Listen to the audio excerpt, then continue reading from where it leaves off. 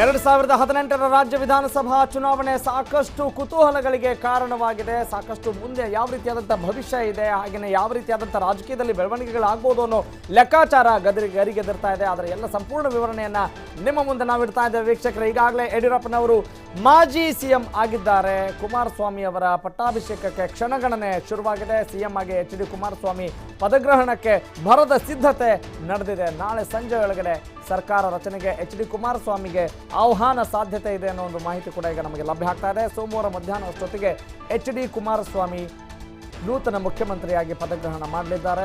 15ನೇ ವಿಧಾನಸಭಾ ಚುನಾವಣೆಯ ಮುಖ್ಯಮಂತ್ರಿಯಾಗಿ ಹೊರಹೊಮ್ಮಲಿದ್ದಾರೆ. ವಿಧಾನಸೌಧ ಮುಂಭಾಗ ಕಂಠೀರವ ಸ್ಟೇಡಿಯಂನಲ್ಲಿ ಎಚ್.ಡಿ.ಗೆ ಪ್ರಮಾಣ ವಚನ ಸಾಧ್ಯತೆ. ಇನ್ನು ಯಲಹಂಕದ ಸಮೀಪದ ಬೃಹತ್ ಮೈದಾನದಲ್ಲಿ ಎಚ್.ಡಿ. ಕುಮಾರಸ್ವಾಮಿ ಪಟ್ಟಾಭಿಷೇಕ ನಡೆಯುತ್ತಾ ಅನ್ನೋದ್ರ ಬಗ್ಗೆ ಕೂಡ ಮಾಹಿತಿ ಸಿಗ್ತಾ ಇದೆ. ಒಟ್ಟಿನಲ್ಲಿ ಯಾವ ರೀತಿಯಾದಂಥ ಬೆಳವಣಿಗೆಗಳಾಗಬಹುದು ಅನ್ನುವ ಸಂಭಾವ್ಯ ಅಂಶಗಳನ್ನು ನಿಮ್ಮ ಮುಂದೆ ನಾವು ಇಡ್ತಾ ಇದ್ದೇವೆ. ಕುಮಾರಸ್ವಾಮಿ ಪಟ್ಟಾಭಿಷೇಕಕ್ಕೆ ರಾಹುಲ್ ಗಾಂಧಿ ಸೇರಿದಂತೆ AICC ಅಧ್ಯಕ್ಷ ಸೇರಿದಂತೆ ಹಿರಿಯ ನಾಯಕರು ಕೂಡ ಆಗಮಿಸ್ತಾರೆ. BSPಯ ಮಾಯಾವತಿ, ಬಂಗಾಳ ಸಿಎಂ ಮಮತಾ ಬ್ಯಾನರ್ಜಿ, ತೆಲಂಗಾಣ ಸಿಎಂ ಕೂಡ ಆಗಮಿಸ್ತಾರೆ. ಯಾಕಂತ ಹೇಳಿದ್ರೆ ಈಗಾಗಲೇ JDSಗೆ ಪರೋಕ್ಷವಾಗಿ ಮತ್ತು ಪ್ರತ್ಯಕ್ಷವಾಗಿ ಬೆಂಬಲವನ್ನು ಕೊಟ್ಟಂಥ ನಾಯಕರು ಈಗ ನಮ್ಮ ರಾಜ್ಯದಲ್ಲೂ ಕೂಡ ಅವರು ಆಗಮಿಸ್ತಾ ಇದ್ದಾರೆ. ಕಾರಣ JDS ಮತ್ತು ಕಾಂಗ್ರೆಸ್ನ ಮೈತ್ರಿ ಸರ್ಕಾರದ ರಚನೆ ಹಿನ್ನೆಲೆ ತೆಲಂಗಾಣ ಸಿಎಂ ಚಂದ್ರಶೇಖರ್ ರಾವ್ ಮತ್ತು ಆಂಧ್ರ ಸಿಎಂ ಚಂದ್ರಬಾಬು ನಾಯ್ಡು ಅವರು ಕೂಡ ಆಗಮಿಸುವಂಥ ಸಾಧ್ಯತೆ ಇದೆ. ಇನ್ನು ಯಲಹಂಕ ಸಮೀಪದ ಪಟ್ಟಾಭಿಷೇಕಕ್ಕೆ ಸುಮಾರು 5 ಲಕ್ಷ ಜನ ಸೇರುವ ಸಾಧ್ಯತೆ ಇದೆ ಅನ್ನೋ ಒಂದು ಅಂದಾಜನ್ನ ಮಾಡಲಾಗ್ತಾ ಇದೆ. ಕಾರಣ ಈಗ ಕಾಂಗ್ರೆಸ್ ಮತ್ತು JDSನ ಬಲ ಜಾಸ್ತಿ ಆಗಿದೆ. ಹಾಗೆಯೇ JDSಗೆ ಕೊಟ್ಟಂಥ ಒಂದು ಸಪೋರ್ಟ್ನ ಇಲ್ಲಿ ನಾವು ಗಮನಿಸಬಹುದು. ಅಂದರೆ ಇಲ್ಲಿ ಎರಡೂ ಪಕ್ಷಗಳಿಗೆ ಅನಿವಾರ್ಯತೆ ಇರೋದನ್ನು ನಾವು ನೋಡಬಹುದು. ಮುಂದೆ ರಾಜಕೀಯ ಭವಿಷ್ಯವನ್ನು ಉಳಿಸ್ಕೊಳ್ಬೇಕಾದ್ರೆ ಅವರ ಅಸ್ತಿತ್ವವನ್ನು ಇಲ್ಲಿ ಇನ್ನೂ ಜಾರಿಯಲ್ಲಿ ಇಟ್ಕೊಳ್ಬೇಕು ಅಂತ ಹೇಳಿದರೆ ಖಂಡಿತವಾಗ್ಲೂ ಕಾಂಗ್ರೆಸ್ ಮತ್ತು JDSಗೆ ಈ ಮೈತ್ರಿ ಅನಿವಾರ್ಯ ಆಗಿತ್ತು ಅನ್ನೋದನ್ನು ನಾವು ಗಮನಿಸಬಹುದಾಗಿದೆ ವೀಕ್ಷಕರೇ. ಒಟ್ಟಿನಲ್ಲಿ ಇಲ್ಲಿ ಯಾವ ಪಕ್ಷ ಎಷ್ಟು ಸೀಟ್ ತೆಗೆದುಕೊಂಡಿದ್ದಾವೆ ಅನ್ನೋದಕ್ಕಿಂತ ಹೆಚ್ಚಾಗಿ ರಾಜ್ಯದಲ್ಲಿ ಅವರ ರಾಜಕೀಯ ಭವಿಷ್ಯವನ್ನು ಉಜ್ವಲವಾಗಿಸುವ ನಿಟ್ಟಿನಲ್ಲಿ ಅವರು ಈ ನಿರ್ಧಾರಕ್ಕೆ ಬಂದಿದ್ದಾರೆ ಅನ್ನೋದು ಮೇಲ್ನೋಟಕ್ಕೆ ಸ್ಪಷ್ಟವಾಗಿ ಗೊತ್ತಾಗ್ತಾ ಇದೆ. ಹೀಗಾಗಿ ಇವರ ಮೈತ್ರಿ, ಇವರು ಅನುಸರಿಸುವಂಥ ತಂತ್ರ ಅಂದರೆ ಕಾಂಗ್ರೆಸ್ ಮತ್ತು JDSನ ತಂತ್ರಗಳು BJPಗೆ ಸಹಜವಾಗಿ ಮುಳುವಾಯಿತು. ಅದರ ಪರಿಣಾಮ ಇವತ್ತು 4 ಗಂಟೆ ಅಷ್ಟೊತ್ತಿಗೆ ಯಡಿಯೂರಪ್ಪನವರ ರಾಜೀನಾಮೆ. ಎಸ್, ಈಗ ಮುಂದೆ ಯಾವ ರೀತಿಯಾದಂಥ ಮೈತ್ರಿ ಸರ್ಕಾರ ನಡೆಯುತ್ತೆ, ಈಗ ಇರುವಂಥ ಹರ್ಷೋದ್ಗಾರ ಇನ್ನು ಎಷ್ಟು ವರ್ಷಗಳ ಕಾಲ ಇರುತ್ತೆ ಅನ್ನೋದನ್ನು ಕೂಡ ರಾಜ್ಯದ ಜನತೆ ಕುತೂಹಲದಿಂದ ನೋಡ್ತಾ ಇದ್ದಾರೆ. ಹಾಗೆಯೇ ಎಲ್ಲವನ್ನೂ ಕೂಡ ಒಂದು ಅವಲೋಕನ ಮಾಡುವಂಥ ಸಂದರ್ಭ ಬಂದಿದೆ. ಒಟ್ಟಿನಲ್ಲಿ ಮೈತ್ರಿ ಸರ್ಕಾರದ ರಚನೆಗೆ ಈಗ ಎಲ್ಲ ಸಿದ್ಧತೆಗಳು ನಡೆದಿದ್ದಾವೆ. ಯಡಿಯೂರಪ್ಪ ಅವರು ರಾಜೀನಾಮೆ ಕೊಟ್ಟಂಥ ಹಿನ್ನೆಲೆಯಲ್ಲಿ ಎಚ್.ಡಿ. ಕುಮಾರಸ್ವಾಮಿ ಅವರ ಪಟ್ಟಾಭಿಷೇಕಕ್ಕೆ ಕ್ಷಣಗಣನೆ ಶುರುವಾಗಿದೆ. ಮನೆ ಬಗ್ಗೆ ಮತ್ತಷ್ಟು ಮಾಹಿತಿಯನ್ನು ನೀಡ್ತಾರೆ ನಮ್ಮ ಪೊಲಿಟಿಕಲ್ ಕರೆಸ್ಪಾಂಡೆಂಟ್ ದಶರಥ್ ಸಾಬೂರು. ದಶರಥ್, ಒಟ್ಟಿನಲ್ಲಿ ರಾಜಕೀಯದ ಹೈ ಡ್ರಾಮಾಗಳನ್ನು ಗಮನಿಸ್ತಾ ಇದ್ದರೆ ಒಂದು ಹಂತದ ಡ್ರಾಮಾ ಈಗ ಮುಗಿದಿದೆ. ಇನ್ನು ನೆಕ್ಸ್ಟ್ ಸುಭದ್ರ ಸರ್ಕಾರ ಕೊಡುವ ನಿಟ್ಟಿನಲ್ಲಿ ಮೈತ್ರಿ ಸರ್ಕಾರದ ಕನಸು ಯಾವ ರೀತಿ ನನಸಾಗುತ್ತೆ, ಅದರ ಹಿನ್ನೆಲೆಯಲ್ಲಿ ಪಟ್ಟಾಭಿಷೇಕಕ್ಕೆ ಯಾವ ರೀತಿ ಸಿದ್ಧತೆಗಳು ನಡೀಬಹುದು, ಯಾವ ರೀತಿಯಾದಂಥ ಎಕ್ಸ್ಪೆಕ್ಟೇಷನ್ಸ್ ಇದೆ ಸದ್ಯದ ರಾಜಕೀಯ ಬೆಳವಣಿಗೆಗಳ ಹಿನ್ನೆಲೆಯಲ್ಲಿ. Please go ahead Dashrath.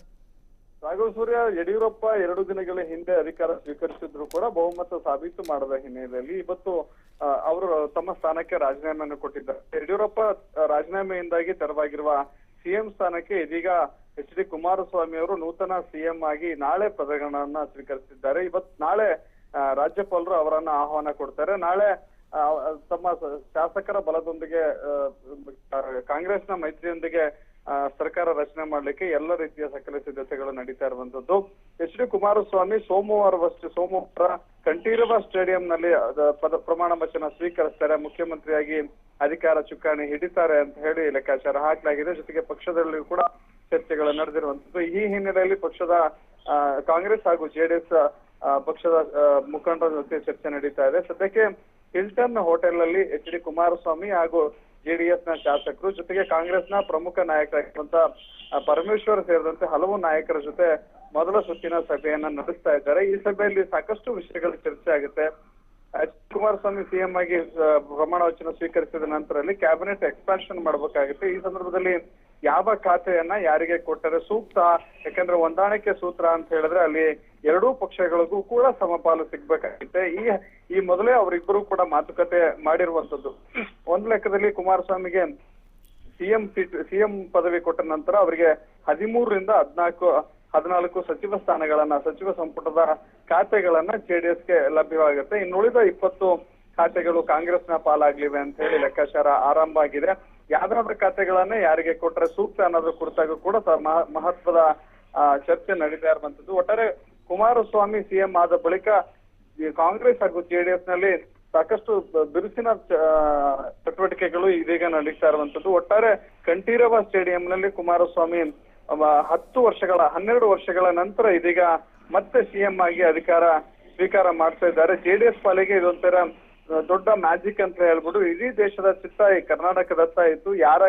ಯಾರಿಗೆ ಒಲಿಯುತ್ತೆ ಸಿಎಂ ಪಟ್ಟ, ಯಾರಾಗ್ತಾರೆ ಸಿಎಂ ಅಂತ ಸಾಕಷ್ಟು ಕುತೂಹಲ ಇತ್ತು. ಆ ಕುತೂಹಲಕ್ಕೆ ಇದೀಗ ತೆರೆ ಬಿದ್ದಿದೆ. ಮೈತ್ರಿ ಸರ್ಕಾರ, ಮೈತ್ರಿಕೂಟಕ್ಕೆ ಜಯ ಲಭ್ಯವಾಗಿದೆ. ನಾಳೆ ರಾಜ್ಯಪಾಲರು ಕುಮಾರಸ್ವಾಮಿ ಅವರಿಗೆ ಅಧಿಕೃತವಾಗಿ ಆಹ್ವಾನವನ್ನು ನೀಡ್ತಾರೆ. ಸೋಮವಾರ ಅಧಿಕೃತವಾಗಿ ಪದಗ್ರಹಣ ಮಾಡಲಿದ್ದಾರೆ. ಇನ್ನು ಈ ನಡೆ ದೇಶಾದ್ಯಂತ ಕೂಡ ಸಾಕಷ್ಟು ಚರ್ಚೆಯನ್ನ ಹುಟ್ಟುಹಾಕಿದೆ.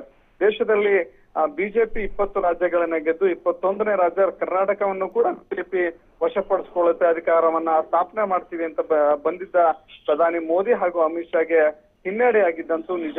20 ರಾಜ್ಯಗಳಲ್ಲಿ ತಾವು ಗೆಲುವನ್ನ ಸಾಧಿಸಿದ್ರು. ಇನ್ನು ದೇಶದಾದ್ಯಂತ ಕೂಡ ಕಮಲ ಸರ್ಕಾರವನ್ನ ಅರಳಿಸಬೇಕು ಅಂತ ಹೇಳಿ ಸಾಕಷ್ಟು ಕನಸುಗಳನ್ನ ಹೊತ್ಕೊಂಡಿದ್ರು.